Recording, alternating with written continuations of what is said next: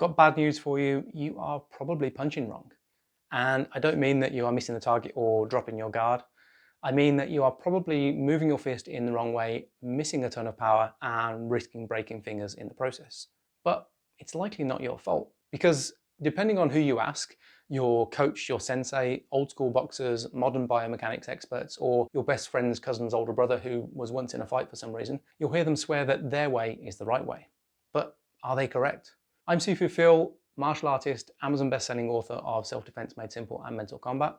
And today we are diving into the truth about punching, which knuckles you should actually be connecting with, how science and old school wisdom sometimes clash, and something most people completely overlook: how to deliver the best power in a punch without wrecking your hands. Something I know a bit about after I broke my fingers.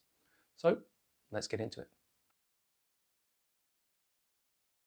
I'm going to guess that you already think you know how to punch, right? I mean, we've seen action heroes throw haymakers around in about 1,000 movies, so how hard can it be?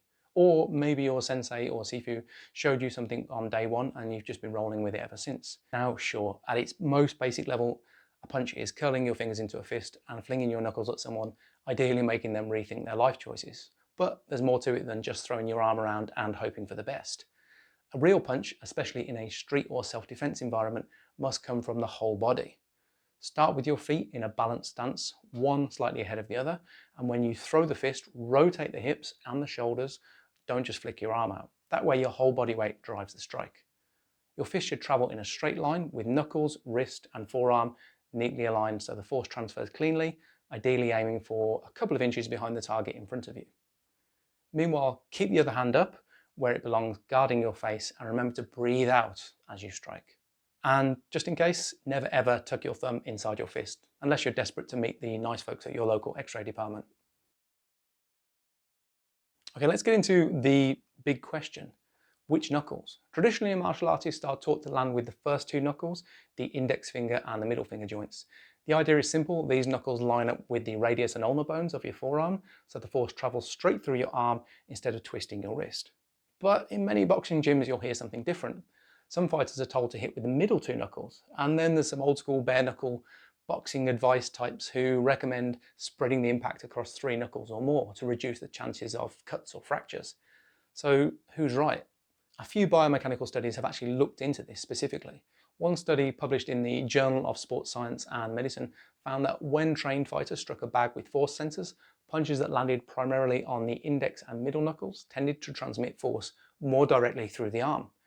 That reduces strain on the wrist and helps with energy transfer into the target. Another study in the Journal of Human Kinetics looked at impact forces during straight punches and found that fighters who consistently landed with the index and middle knuckles generated cleaner force vectors, while spreading the impact too wide actually reduced efficiency. So the science does tend to lean towards the classic martial arts teaching, that the first two knuckles are generally the most biomechanically sound for striking. But as another school of thought, let's bring in some old school perspective from someone regarded as the godfather of punching. In his classic 1950 book, Championship Fighting, heavyweight boxing legend Jack Dempsey introduced the concept of the power line of punching. He taught that a punch should be delivered along a line of force running from the shoulder through the arm with the fist aligned so that it's supported by the bones of the forearm, like a battering ram. He warned that beginners often push or slap with the wrong part of the fist, losing both power and stability. But here's where it gets a little tricky, because some readers interpret his drawings to suggest landing with the middle knuckle or even the bottom three knuckles, the middle, ring and pinky. This is because he emphasises aligning the fist with the ring finger to follow the power line. However, also many boxing historians argue that this is a misreading, that Dempsey's real focus was on proper alignment and structure, meaning that in practice the first two knuckles, index and middle, are generally the main striking point, but rotated slightly to maintain that power line. For Dempsey, punching wasn't just about hitting hard, it was about striking with bone-supported structure to generate maximum knockout power while minimising injury risk. Interestingly, modern biomechanical studies confirm much of this, that the alignment of the wrist, the forearm and the fist is one of the most important factors in delivering an efficient, powerful punch. Just to touch on my experience then, I'll be honest, I've experimented with all of these over the years, and I've probably been taught every variety.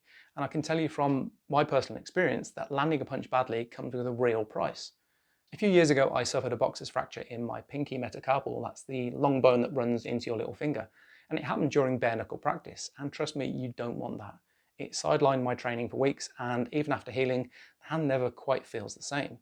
And it's not just me. Studies show that hand and wrist injuries are amongst the most common in combat sports, with fifth metacarpal fracture being particularly frequent in boxing and martial arts.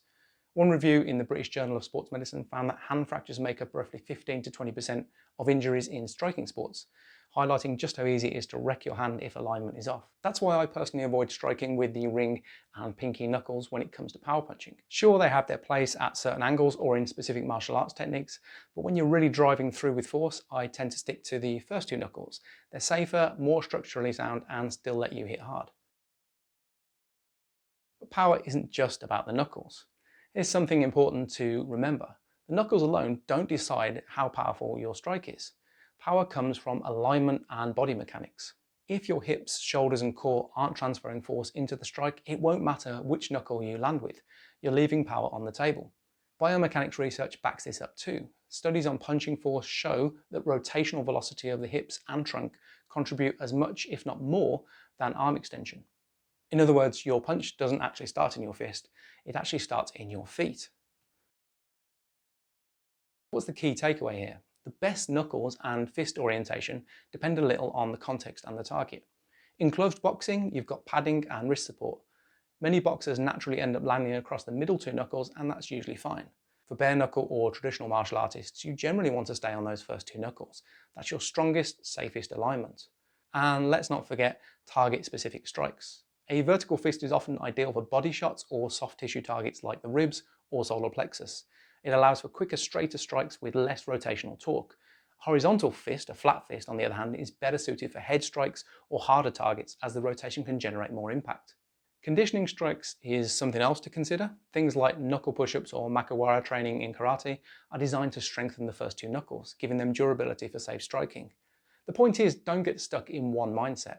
Adapt your fist orientation and striking surface to the situation and your target. Speed, power and safety all come from being flexible. So let's circle back for a second. Science tells us that the index and middle knuckles are the most efficient for power transfer and alignment. Jack Dempsey reminded us decades ago that structure and bone alignment are key for delivering maximum power. And modern fighters know that adaptability matters. Gloves, no gloves, different angles. Your striking surface might shift, but alignment and mechanics remain king. And as someone who's broken a hand before, let me tell you, no amount of toughness is worth weeks of not being able to train. So, are you punching wrong? Well, only if you are stuck with a rigid belief in a single way of striking. If you don't adapt, don't pay attention to alignment, or if you focus too much on the fist instead of your whole body.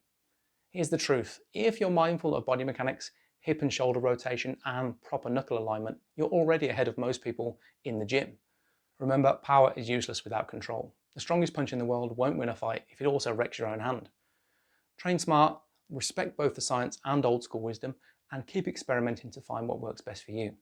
Because in the end, the best punch isn't so much about the damage you can do to your opponent, it's about how much power you can safely deliver while staying in the fight. So how do you punch? Have you ever had to throw a strike in anger in a real world scenario, and did it actually work? Drop a comment below and let me know. I try to read every comment. And as always, thanks for watching. If you found this video interesting, please give a quick like and subscribe for more breakdowns like this. It really helps out a lot.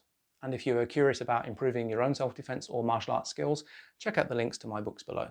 Until next time then, train hard, train smart, and stay safe out there.